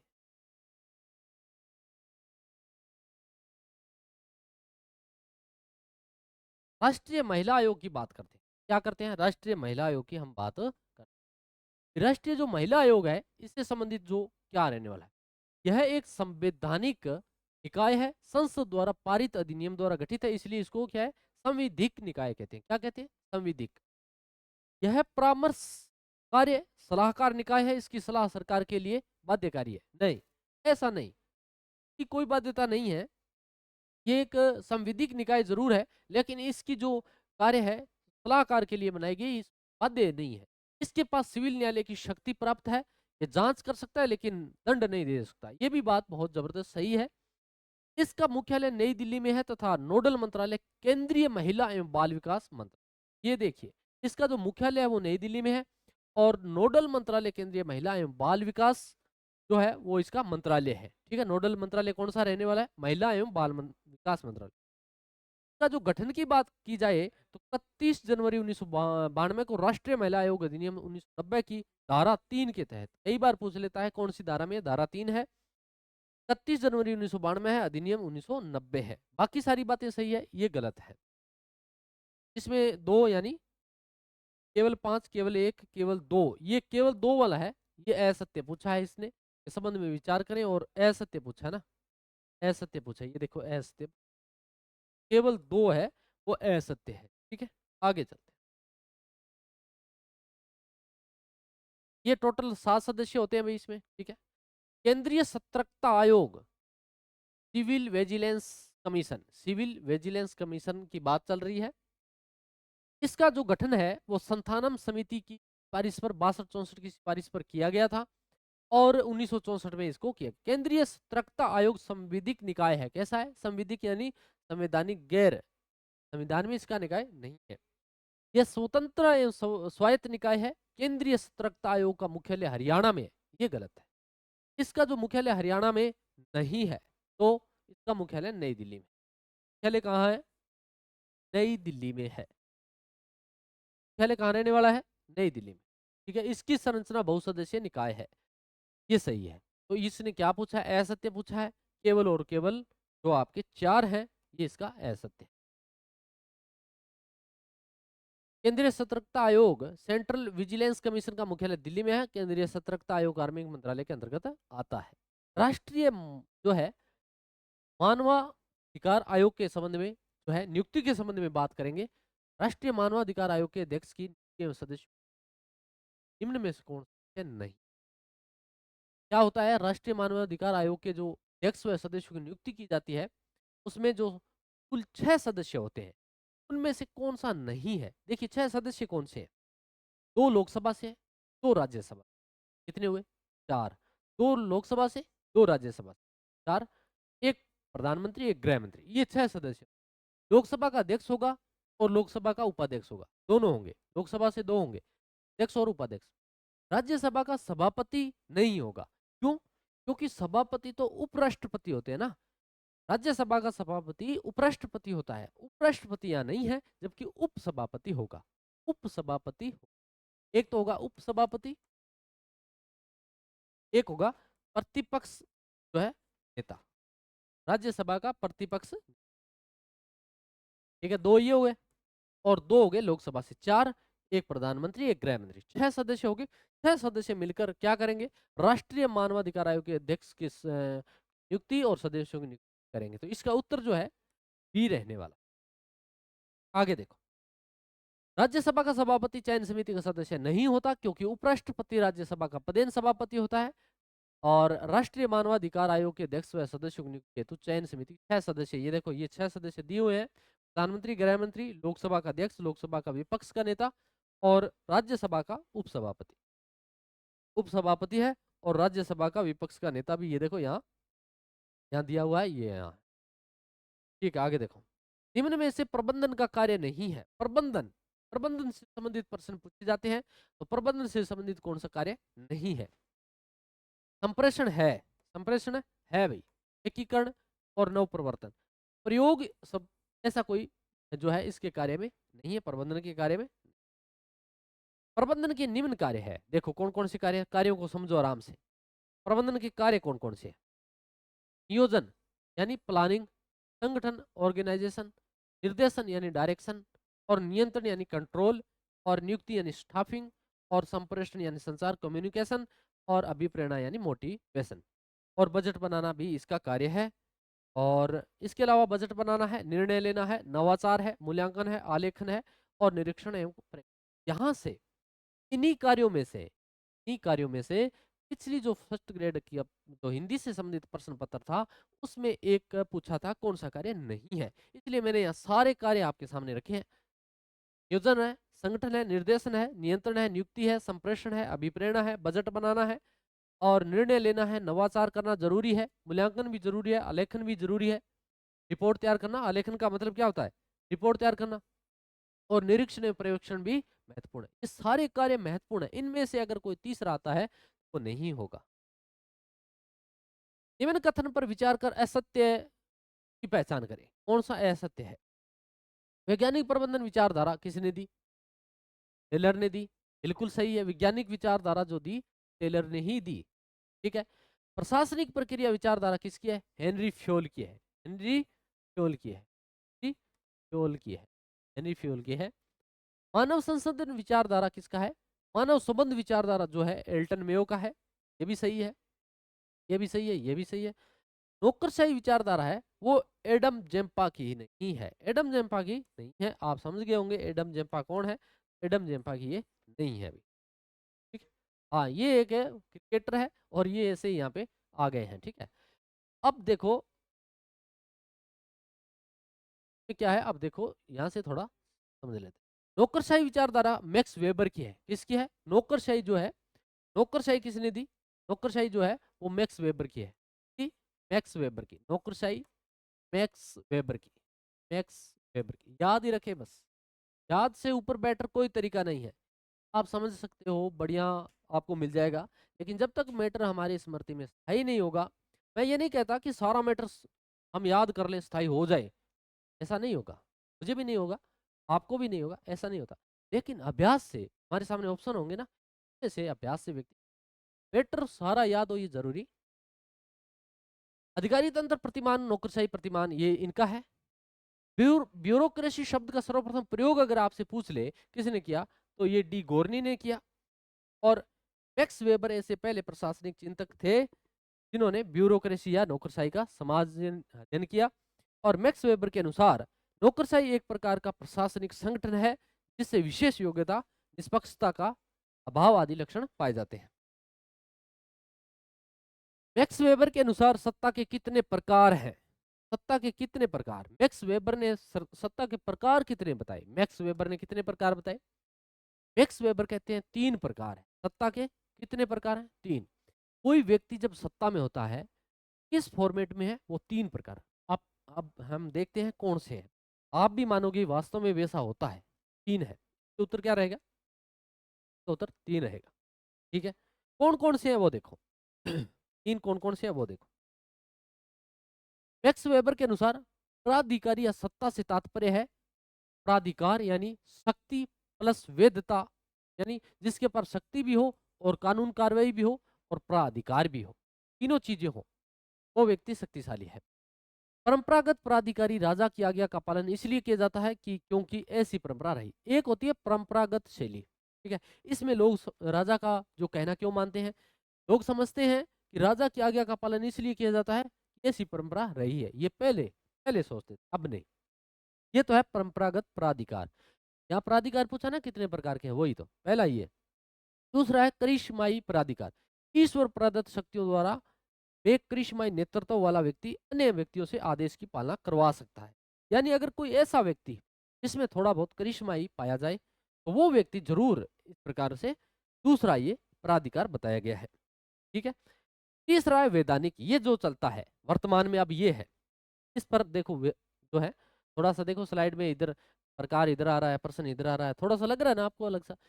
ऐसा होता है, कई बार होता है, कई बार आपको एडजस्ट करना पड़ता है, कई बार आप करो। तो वैधानिक या कानूनी निर्धारित नियमों व कानूनों के आधार पर आदेश की पालना, ये अब चल रहा है। व्यक्ति के पास नियम है, अधिकार है, कानून है, वो व्यक्ति इस प्रकार से कार्य करवाता है। प्रबंधन के कार्य चल रहे। अब कौन है? अब है लूथर गुलिक।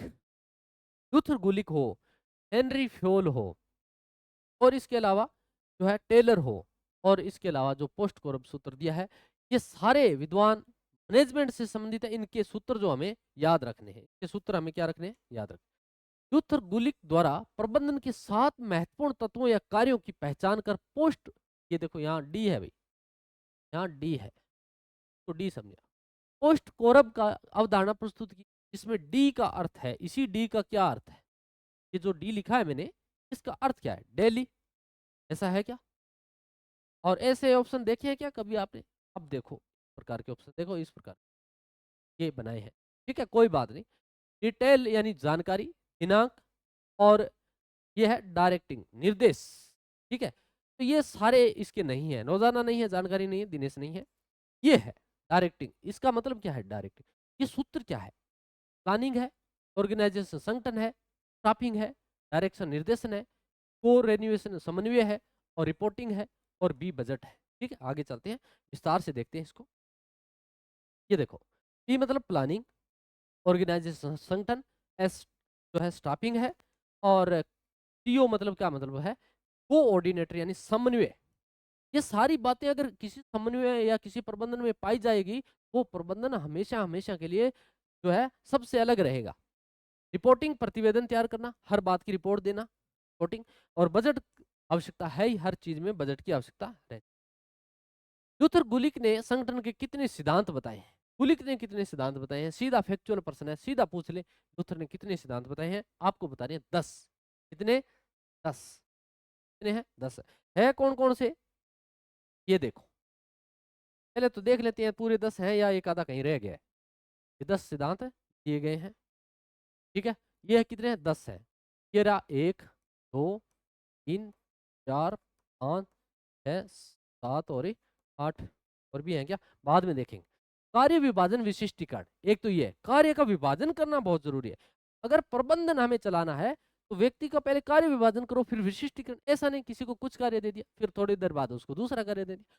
तो कार्य विभाजन विशिष्टीकरण जरूरी है। विभागीय संगठनों के आधार जरूरी है। पद सोपान द्वारा समन्वय, धीरे धीरे पदों की क्या हो, उन्नति हो और पद सोपान में समन्वय होना चाहिए। सचेत समन्वय होना चाहिए, समितियों द्वारा समन्वय होना चाहिए, विकेंद्रीकरण होना चाहिए, आदेश की एकता और सूत्र एवं स्टाफ, ये सारे के सारे जो है किसने बताए हैं? लुथर गुलिक ने बताए, ठीक है। लुथर गुलिक ने बताए हैं। और ये दो यहाँ आगे देखो, प्रत्यायोजन और नियंत्रण का क्षेत्र, तभी तो मैंने कहा ना 8 ही हुए, 2 इधर आ गए। तो ये जरूर आ सकते हैं एग्जाम में क्योंकि इधर आए ना, इसलिए ध्यान रखना। प्रतियोजन ये जरूरी है, प्रति प्लस आयोजन ये क्या है? प्रति आयोजन है। और नियंत्रण का क्षेत्र ये भी बहुत जरूरी है। 10 है, थोड़ा थोड़ा सरसरी नजर से ध्यान में रखना, एग्जाम में पूछा जा सकता है। ये देखो, लूथर गुलिक की 4P अवधारणा, इस बार सारे ऑप्शन इस प्रकार ही बनाए हैं। देखो, इस प्रकार सारे इस प्रकार कोष्टक लगाए गए हैं, अलग ही किया गया है कुछ। प्रोसेस मतलब क्या है? प्रपोज, ये 4P में है क्या? प्रोसेस प्रक्रिया है क्या? प्रश्न में है क्या? प्लीज कृपया में है क्या? नहीं। इसमें कौन सा शामिल नहीं है? ये नहीं है। कौन सा नहीं है? ये डी वाला नहीं है भाई। डी वाला इसमें क्या है? नहीं है भाई। ये डी वाला इसमें नहीं है। इस बार जो ऑप्शन है वो अलग बनाए गए हैं और ये डी इसमें नहीं। ठीक है। थोड़े से कोष्टक देखो कितने मनोरंजन है, कितने सुंदर लग रहे हैं। ठीक है। तो ये आपका ध्यान आकर्षित किया जाए, प्रश्न की तरफ आप कैसे देख सकते हो, ठीक है, उसके लिए। हाँ, लिखना आप नीचे कमेंट में कुछ लिखना, फिर आगे चलते हैं। लूथर गुलिक की 4P अवधारणा, अवधारणा देखो इसमें पी प्रोस प्रपोज उद्देश्य है, ये चारों हैं। चारों क्या है दिए उसमें? उद्देश्य दिया है, प्रक्रिया दिया है, व्यक्ति दिया है, स्थान या क्षेत्र दिया गया है। ठीक है, ये सारे के सारे चार हैं, ध्यान रखना। एक्स वाई सिद्धांत का प्रतिपादन किसने किया? देखिए एक्स वाई सिद्धांत सीधा बहुत महत्वपूर्ण प्रश्न है। एक्स वाई वाला कितना महत्वपूर्ण है? किसने दिया ये एक्स वाई वाला? ये दिया था क्रेग मेगर ने। किसने दिया था? Craig megger. द्विकारक किसने दिया? द्विकारक जो सिद्धांत है वो किसने दिया था? द्विकारक सिद्धांत दिया था हर्ज बर्ग ने। मेस्लो ने क्या कौन सा दिया? आवश्यकता पूर्ति, आवश्यकता पदानुक्रम, आवश्यकता पदानुक्रम। ठीक है, इन्होंने आवश्यकता पदानुक्रम जो है वो सिद्धांत दिया। पदानुक्रम जो सिद्धांत है वो इन्होंने दिया। आवश्यकता पदानुक्रम सिद्धांत मेस्लो का है, मेक ग्रेगर का एक्स वाई है, हर्जबर्ग का द्विकारक है। आगे चलते हैं। तीन सिद्धांत अभिप्रेरणा के मुख्यतः हैं। देखो, तीन सिद्धांत अभिप्रेरणा से संबंधित तीन ही सिद्धांत है। कौन से सिद्धांत है? तीन, ध्यान रखो कौन से सिद्धांत है। मेस्लो का आवश्यकता पद सोपान सिद्धांत मेस्लो का याद रखना है। मेक ग्रेगर का एक्स वाई सिद्धांत हमें याद रखना है। एक्स क्या है? व्यक्ति मूल स्वभाव का है। देखो, काम करना पसंद नहीं करता, अतः उसे नियमों द्वारा कड़ाई से करना नियंत्रित। आज के समय में कोई व्यक्ति कार्य करना पसंद करता ही नहीं, कोई कार्य करना पसंद नहीं करता, लेकिन कुछ नियम और कानून होते हैं तब व्यक्ति को वो कार्य करना पड़ता है। ऐसा कौन कहते हैं? एक्स ये आपके ग्रेगर साहब कह रहे हैं।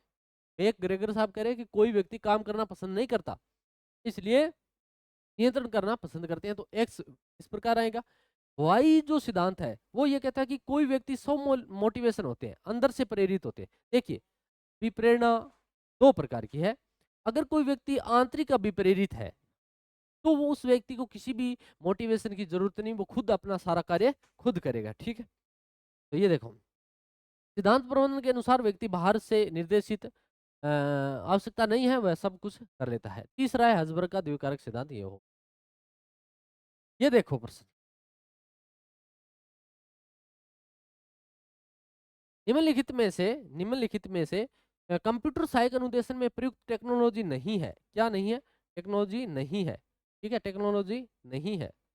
Hardware technology, software, courseware, creativity technology, कौन सी नहीं है बताओ? निम्नलिखित में से कंप्यूटर सहायक अनुदेशन में कौन सी टेक्नोलॉजी नहीं है?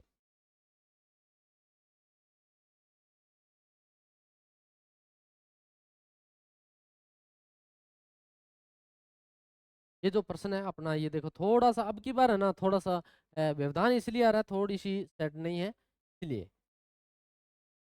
निम्नलिखित में से कंप्यूटर सहायक अनुदेशन में प्रयुक्त टेक्नोलॉजी नहीं है? Hardware technology, software technology, courseware technology और आपके क्रिएटिविटी। तो ये जो तीनों है, ये देखो तीनों है, एक तरफ आ गई है और ये जो हमारा उत्तर नीचे रह गया, ठीक है, ये उत्तर है। ये व्याख्या थोड़ी आप देख लेना। निम्न में से कौन सी भाषा कंप्यूटर की नहीं है? निम्न में से कंप्यूटर की भाषा कौन सी नहीं है अभी? देखिए ऑप्शन थोड़ा अलग है। लोगो, कोबोल, जावा, ये चारों हैं, ठीक है, और कोस्मो कौन सी नहीं है आप बताओ, कौन सी नहीं है इनमें से? ये जो है लोगो भी है, बोल भी है और जावा, कोस्मो ये नहीं है। तो लोगों को बोल क्या है कंप्यूटर लेने जावा, ठीक है, ये तीनों के तीनों क्या है कंप्यूटर की बात। ये हमारा प्रश्न था। इसमें देखो कौन सी भाषा जो है, ये तीनों है, ऊपर वाली तीनों है। लोगों को बोलो क्या है कंप्यूटर लेने जावा, क्या करना है कंप्यूटर लेने जावा, ये भाषा है और ये नहीं है। अब और कौन कौन सी जो भाषा है कंप्यूटर से संबंधित, वो थोड़ी हम देख लेते हैं। ये देखो कंप्यूटर की निम्न मुख्य भाषाएं हैं, पास्कल है, फोर्ट्रॉन है, थोड़ा इनका अभ्यास करना है, एग्जाम के अंदर कई बार देखने को मिल जाती है। पास्कल है, फोर्ट्रॉन है, अल्गोल है, बेसिक है, कोमोल है और प्रोलोग है, सी है, कट है, स्नोबॉल है, ईटीसी। ईटीसी मतलब आदि, ये सारी भाषाएं कंप्यूटर की, ठीक है। चलते हैं। इंटरनेट सेवा का उपयोग करने पर डब्ल्यू डब्ल्यू व अक्षरों डब्ल्यू का प्रयोग किया जाता है, जिसका आशय है, क्या आशय है भैया आपको बताना है, क्या आशय है? तो आप फेमस सा प्रश्न है, वर्ल्ड वाइड वेब, इसका उत्तर रहने वाला है वर्ल्ड वाइड वेब। प्रक्रिया सामग्री सॉफ्टवेयर उपागम का उदाहरण नहीं है या उदाहरण है? उदाहरण है। प्रक्रिया सामग्री सॉफ्टवेयर का उदाहरण कौन सा है? कंप्यूटर से संबंधित प्रश्न है, कंप्यूटर से संबंधित प्रश्न है और ये चल रहे हैं। प्रेक्षेपक या फिर कंप्यूटर फलक या एवं कुंजी और अनुदेशक या प्रिंटिंग मशीन छपाई, ये तीनों अलग अलग रहे हैं ना। ये प्रोसेसिंग से संबंधित नहीं है, यानी प्रक्रिया से संबंधित ये तीनों ही नहीं है। तो इनसे संबंधित उदाहरण अनुदेशन का। कंप्यूटर सहायक अनुदेशन यानी सीएआई की किस दशक में शुरुआत हुई? देखिए सीएआई 1965 में जो है स्टूलोरो द्वारा लेकर आया जाता है। तो ये दशक पूछ रहा है ना, दशक पूछ रहा है तो दशक इसका 1960 रहेगा। क्या रहेगा? दशक 1960 रहेगा। सीएआई, सीआई का मतलब क्या है?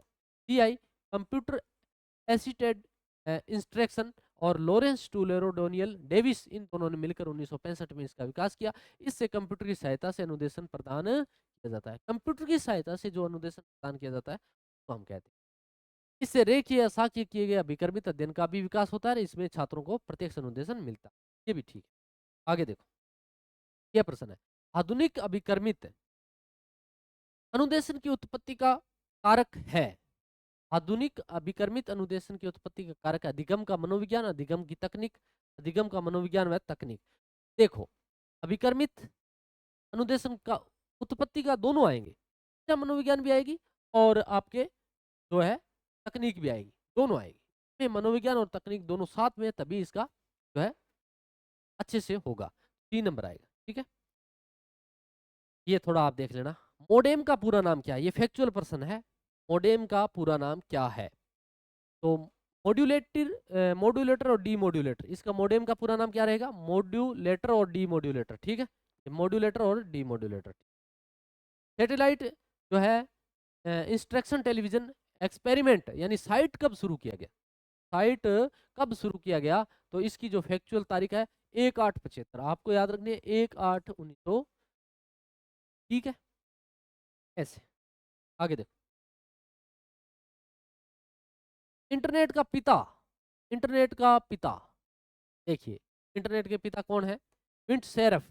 यहाँ भी थोड़ी सी गलती है, विंट सेरफ कौन है? विंट सेरफ, विंट सेरफ, इसको सही कर ले। हाँ थोड़ी सी जो है ना पीपीटी सही नहीं है, इसलिए मैं थोड़ा जल्दबाजी में इनके उत्तर सेट कर रहे हैं ऐसे। जो सही है वो आप लगा लो। फैक्चुअल इंटरनेट का पिता किसे कहा जाता है? विंट सेरफ। आज तकनीक खामियां थोड़ी ज्यादा है, पेपर का जो इंटरेस्ट है वो भी थोड़ा सा जा चुका है, इसलिए ये उत्तर आप भारत में निजी क्षेत्र की सबसे बड़ी उर्वरक उत्पादक company Chambal fertilisers and chemical किस जिले में? ये भी आपको पता है अच्छे से, कोटा में है। कहाँ है? कोटा में। ये कोटा में है भाई। राजस्थान में टायर एंड ट्यूब बनाने का सबसे बड़ा कारखाना, ये कई बार पूछा जाता है। तो टायर में क्या लग गया? कंकर लग गया। टायर में क्या लग गया है? कंकर लग गया है। कंकरौली, क्या? कंकरौली। एक पारिस्थितिक तंत्र में ऊर्जा का स्रोत है, पारिस्थितिक तंत्र है उसमें ऊर्जा का सबसे बढ़िया और बेहतरीन स्रोत कौन सा है? सूरज की रोशनी। ठीक है, सूरज की रोशनी। निम्न में से कौन प्राथमिक उपभोक्ता है? सबसे पहले प्राथमिक उपभोक्ता कौन होता है? पहले उत्पाद, उत्पाद के बाद में शाकाहारी, शाकाहारी के बाद में मांसाहारी। ये रहेगा आपके शाकाहारी, शाकाहारी। परिस्थितिकी तंत्र के समुच्चय को क्या कहा जाता है? परिस्थिति के समुच्चय को क्या कहा जाता है? जियोम। क्या है? जियोम या बायोम, इसको ये कहा जाता है, जियोम या बायोम। ठीक है। जैव विविधता शब्द किसने दिया था? यानी बायोडाइवर्सिटी सबसे पहले किसने दिया था? तो इसकी हम रोज बात करते हैं, जैव विविधता की हम रोज बात करते हैं। तो डब्ल्यू जो है वाल्टर रोजन जी, वाल्टर रोजन जी, इसका पूरा नाम है वाल्टर रोजन जी। ग्रीन मफलर ध्वनि संबंधित है, किससे संबंधित है? ग्रीन, ग्रीन संबंधित है ध्वनि प्रदूषण से। किससे? ध्वनि प्रदूषण से है वो ग्रीन संबंधित है। राजस्थान में पर्यटन का उद्योग का दर्जा फेमस सा प्रश्न है, बहुत ही सरल प्रश्न है। कब दिया गया? 1989 को दिया गया था। कब? 89 को दिया। आधी रात अर्थ के लिए एक शब्द है, ये हिंदी से संबंधित प्रश्न है। आधी रात के लिए, आधी रात के लिए कौन सा आएगा? निश्चित जो है ना, निश्चित, निश्चित को कहते हैं। आधी रात का जो समय होता है उसको हम निश्चित कहते हैं। क्या कहते हैं? निश्चित। याद रखने योग्य है, ध्यान में रखना। निश्चित क्या कहते हैं? आपको आधी रात के समय को कहते हैं। ठीक है, आगे देखो। अनिरुद्ध के लिए वाक्यांश होगा। अनिरुद्ध, अनिरुद्ध किसे कहते हैं? वह जिसका कोई अंत ना हो, अनंत हो गया वो तो। वो तो क्या है? अनंत हो गया। वह जिसे रोका जा सके। ठीक है, यहाँ रोका न जा सके आना था भाई, रोका न जा सके। ठीक है, रोका न जा सके, रोका न जा सके। ठीक है? रोका न जा सके, उसके लिए आएगा अनिरुद्ध। क्या आएगा? अनिरुद्ध के लिए अनिरुद्ध शब्द आएगा। जिसे रोका न जा सके उसके लिए अनिरुद्ध आएगा। वह जो कानून के विरुद्ध है वो निषेध है। वह जो शीघ्र प्रश्न होता है वो आशुतोष है। शीघ्र प्रश्न होता है वो आशुतोष है। क्या है? आशुतोष है। भगवान शिव को क्या कहा जाता है? आशुतोष कहा जाता है, क्योंकि भगवान शिव सबसे ज्यादा और सबसे पहले और सबसे सरल तरीके से खुश होते हैं। और जब भगवान रुद्र भी हो जाए फिर उनका नाम भी अंधकारी है। क्या है? अंधकारी है। इस बात का भी हमें ध्यान रखना है।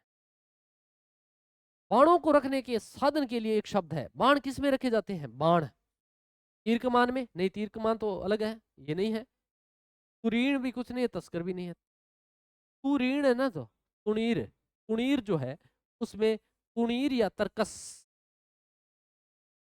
तुरीण, तुरीण, तुणीर या तरकस में बाण रखे जाते हैं। जिसमें अपमान का भाव हो वह हंसी क्या कहलाती है? ऐसी हंसी जिसमें अपमान किया गया हो वो उपहास है। क्या है? उपहास है। वो क्या है? उपहास। उपनिष, उपनिषदों से संबंधित के लिए उपयुक्त जो कथन है या शब्द है वो है औपनिष, औपनिषदिक। ठीक है, औपनिषद। हाल ही में भगवान हनुमान की 90 फुट ऊंची कांस्य प्रतिमा स्टेचू ऑफ यूनियन का उद्घाटन कहाँ हुआ है? हनुमान जी का ऐसा, और वो है यूएसए में, अमेरिका के अंदर ऐसा हो रहा है भाई, अमेरिका के अंदर ऐसा हो रहा है।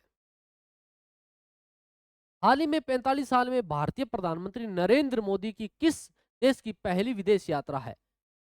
45 सालों में पहली यात्रा है पोलैंड की। ठीक है, ये देखो आप 21 अगस्त को 2 दिवसीय दौरे पर पोलैंड रवाना हो गए। 21 अगस्त को 45 साल में किसी भारतीय प्रधानमंत्री की पहली पोलैंड यात्रा है। इससे पहले जो है 79 में मोरारजी देसाई वहां गए थे। कौन गए थे? मोरारजी देसाई वहां गए थे, मोरारजी देसाई वहां गए थे। और पोलैंड मध्य यूरोप का आर्थिक साझेदार है। पीएम मोदी किस 22 तक पोलैंड के दौरे पर रहेंगे? भारत और पोलैंड के बीच 23 में 5.72 अरब डॉलर करीब 48 करोड़ रुपए का जो है व्यापार हुआ है। हाल ही में किस राज्य का, हाल ही में किस राज्य का मन्यांचीवाड़ी, कौन सा गांव है? गांव खतरनाक है, मन्यांचीवाड़ी। कौन सा गांव? मन्यांचीवाड़ी पहला सोलर विलेज बना है। सोलर विलेज बना है ऐसा कोई गांव है? अक्सर ऐसा एग्जामिनर पूछ ही लेता है, मन्यांचीवाड़ी कहाँ रहेगा? तो महाराष्ट्र का ये गांव है मन्यांचीवाड़ी, वो पहला हो गया है। आगे देखो, मुख्यमंत्री एकनाथ शिंदे महाराष्ट्र के पहले सोलर विलेज उद्घाटन किया। इस दौरान उन्होंने कहा कि राज्य सरकार नवीकरणीय ऊर्जा के उपयोग को बढ़ावा देने हेतु पारंपरिक ऊर्जा स्रोतों पर कम करने के लिए प्रतिबद्ध है। हाल ही में किस राज्य के ये देखो, किस राज्य के नजरायण, किस राज्य के नजरायण व काजुवेली पक्षी अभ्यारण्य वेटलैंड नेटवर्क में शामिल है। तो नजरायण और काजुवेली, काजू कतली नजरायण तमिलनाडु, तो लाडू काजू नजरायण तीनों, ठीक है, याद रखें। हाल ही में छात्राओं की सैनिटरी नैपकिन खरीदने के लिए नगद राशि देने वाला पहला राज्य कौन सा है? नगद राशि, ठीक है, नगद राशि प्रदान करता है नैपकिन खरीदने के लिए, सैनिटरी नैपकिन खरीदने के लिए। ये जो है ये पहल की है मध्य प्रदेश। किसने की है? मध्य प्रदेश। नैपकिन के लिए नगद राशि। हाल ही में प्रधानमंत्री कार्यालय में अतिरिक्त सचिव यानी पीएमओ है, इसे किसे नियुक्त किया गया है? इसे नियुक्त किया गया है मनीष गर्ग को, संजय कुमार को या अमित सिंह नेगी को? अमित सिंह नेगी इसके उत्तर रहेंगे। और केंद्र सरकार ने शीर्ष स्तर पर महत्वपूर्ण फेरबदल करते हुए वरिष्ठ आईएएस अधिकारी अमित सिंह नेगी को प्रधानमंत्री कार्यालय अतिरिक्त सचिव नियुक्त किया है। और ये इस प्रकार से आप देख लें। एक वृद्ध की ओर इशारा करते हुए क्या किया है? वृद्ध की ओर इशारा करते हुए विजय ने कहा कि उसका पुत्र बताओ, उसका पुत्र बताओ। वृद्ध व्यक्ति विजय से कैसे मेरे पुत्र का चाचा है, संबंधित है, पर्सन इधर उधर हुआ है। पर्सन जो है वो बिल्कुल ही क्या है, इधर उधर हो गया है, कोई मतलब नहीं है, ठीक है, इसका कोई जवाब नहीं है। आगे चलते हैं। एक चित्र में एक लड़के की ओर इशारा करते हुए महेश ने कहा, महेश उस लड़के से वह मेरी माँ के इकलौते पुत्र का पुत्र है, किस प्रकार संबंधित? इसमें महेश क्या कह रहा है? महेश कह रहा है कि जो उसका पुत्र है वो कह रहा है कि वो अपनी माँ के पुत्र, इकलौते पुत्र का पुत्र है। खुद पर लेकर कह रहा है ये महेश है कि उसकी जो दादी माँ है उसका इकलौता पुत्र है और उसका ये पुत्र, तो पिता से। और ये मैथ का प्रश्न है, ये सारणी दी है, इसका जो उत्तर रहने वाला है वो 720। सारणी दी है, 4 बल्लेबाजों द्वारा एक टेस्ट मैच के दोनों पारियों में बनाए गए रनों को दर्शाया गया। इस टेस्ट मैच में सबसे तेज रन बनाने वाला कौन है? कौन सा है भाई? ठीक है, देखो ए बी क्यू सारे एक जैसे हो गए, सारे प्लेयर एक जैसे हो गए, ठीक है, मिल गए हैं, पता ही नहीं चल रहा है। इस पे कोई चर्चा नहीं करेंगे क्योंकि प्लेयर हैं वो सारे एक जैसे हो गए हैं, कोई चर्चा। आगे देखो, which of the following is an antonym of the word access? Access इससे संबंधित है, तो ये जो है ब्लेम, हाँ ब्लेम आएगा इसका उत्तर।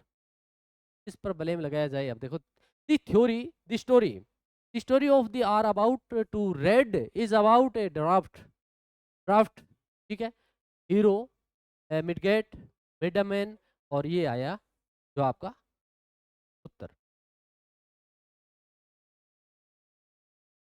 ये है हमारा आज का जो पेपर है ये बड़ा ही युद्ध स्तर का रहा और यहाँ तक पहुँचने में काफ़ी मशक्कत करनी पड़ी, लेकिन फिर भी इसका जो उत्तर रहने वाला है वो आपके पॉवर्टी रहने वाला है। इंग्लिश का प्रश्न है, आप इंग्लिश के विद्वान हो, पॉवर्टी इसका उत्तर रहने वाला है। तो जो अब हम बात कर रहे हैं ये हमारे 75 प्रश्न थे। अब की बार कुछ प्रश्नों में थोड़ा पीपीटी को लेकर जो है उलट फेर रहा, इसके लिए कोई बात नहीं, आगे इसे देखेंगे। और अब इसमें आप देखो, ये जो है हमारा जो नवाचार है वो हिंदी सब्जेक्ट से संबंधित है। और आप यहाँ जो पाठ्यक्रम जो आरपीएससी साइट पर दिया हुआ है, पूरा पाठ्यक्रम 150 प्रश्नों का जो पूरा पाठ्यक्रम है उसको हमने 6 भागों में डिवाइडेशन करके यानी उसके 6 टेस्ट रखे। समग्रता के सिद्धांत पर हमारी ये टेस्ट सीरीज है, ठीक है। और वो क्या करेगी, इसको 6 भागों में पूरे पाठ्यक्रम को पूरा करेगी। उसके बाद में 2 मेगा टेस्ट होंगे, ठीक है। आप कंटेंट कहीं से भी पढ़े, किसी भी बुक से पढ़े, कोई किसी बात की समस्या नहीं है। आप कंटेंट पढ़े, इसका एक बार आप कंटेंट जरूर लगा कर देखें, एक टेस्ट आप जरूर दें, फिर हम इसका सॉल्यूशन करेंगे, ठीक है। ताकि अब हम अगले वीडियो को लेके आए, तब तक के लिए जय हिंद, जय भारत, जय राजस्थान।